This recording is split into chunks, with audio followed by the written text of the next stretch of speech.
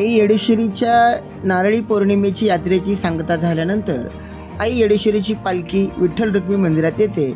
याच ठिकाणी कैलासवासी आबाजी पाटील यांच्या मागील येऊ घातलेल्या परंपरेनुसार त्यांचे वारस पाटील परिवार अखंड हरिनाम सप्ताहाचे आयोजन केलेले असते।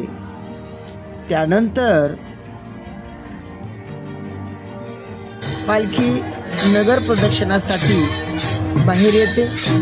त्याप्रसंगी मनमोहक सजावट रांगोळी माननीय सुभाष बाळासाहेब बारकुल असून पालखी समोरील पुष्पांचा वर्षाव पालखी रस्त्यावर फुलं अंतरून मनोभावी सेवा करतात। नगर प्रदक्षिणा घालतेवेळी पालखी वाणेगल्लीतून जात असताना पालखीचे मनोभावे पूजन करून पालखीचे दर्शन सोहळा सुरुवात होते। त्यानंतर पुढे सरकत पालखी माडेकर चौकात येते। माडेकर चौकावरील हे सगळे नयनरम्य दृश्य आपल्याला या ठिकाणी पाहायला मिळतात। त्या प्रसंगीचे हे क्षणचित्रण आम्ही आपल्यासमोर लोकसेवा न्यूज चॅनलच्या माध्यमातून ठेवत आहोत। येरमाळा गावातील माडेकर चौक या ठिकाणी लहान थोर मंडळी यांनी भजनी भारूड असे फुगडी असा रिंगण सोहळा या ठिकाणी केल्यानंतर पालखी समर्थनगर मार्गे पाटील वाड्याकडे प्रस्थान करते। त्या प्रसंगीचे हे क्षणचित्र पाटील वाड्यात प्रवेश झाल्यानंतर भव्य स्वागत पुष्पवृष्टी आतिषबाजी आणि येरमाळा नगरी या आवाजाने दुमदुमून जाते।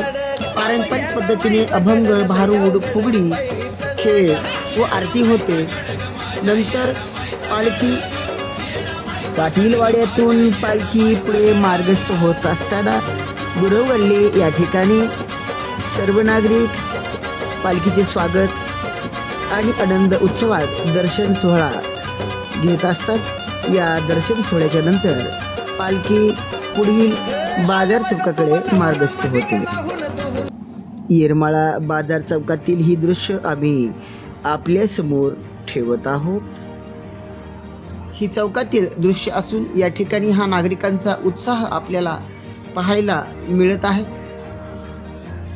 खूप सुंदर अशी सजावट नीटनेटकेपणा यामुळे गावाचं सौंदर्य सुद्धा खुलून निघतं। लहान थोर मंडळी स्त्री पुरुष मंडळी गावातील नागरिक अनेक गावची आलेली व्यक्ती या आनंदाने भारावून जातात। यानंतर पालखी थेट विठ्ठल रुक्मिणी मंदिरामध्ये येते आणि या ठिकाणी विराजमान होते। त्यानंतर नगर प्रदक्षिणा समापन झाल्यानंतर पालखीचे नकरी खांदेकरी पत्रकार मंडळी पोलीस प्रशासन कर्मचारी इत्यादी अनेक मान्यवरांचा या ठिकाणी स्वागत आणि सत्कार होतो। हा स्वागत आणि सत्कार झाल्यानंतर महाआरती सुरुवात होते आणि महाआरतीच्या नंतर या ठिकाणी प्रसादाचेही आयोजन होते। पालखी स्थानापन्न झाल्यानंतरचे हे क्षणचित्र आम्ही आपल्यासमोर लोकसेवा न्यूज चॅनलच्या माध्यमातून हा मागोवा आम्ही आपल्यासमोर ठेवत आहोत।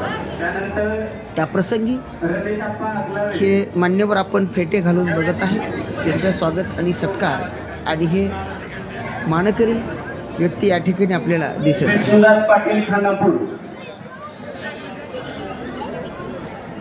हे विठ्ठल रुक्मिणी मंदिर यामधील हे दृश्य असून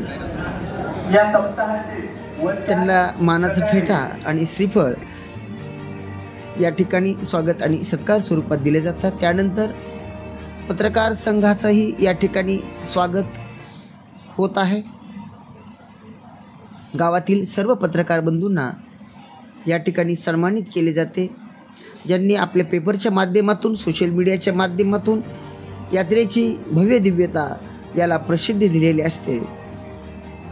त्याचबरोबर पोलीस प्रशासनाही या ठिकाणी संरक्षणाची जबाबदारी आणि शांततेत यात्रा संपन्न व्हावी यासाठी केलेले नियोजन यांचाही या ठिकाणी आदर सत्कार केला जातो। महाप्रसादाच्या नंतर पुन्हा पालखी मंदिराकडे प्रस्थान करते। इस वीडियो को लाइक करें, हमारे चैनल को सब्सक्राइब कर बेल आइकन जरूर प्रेस करें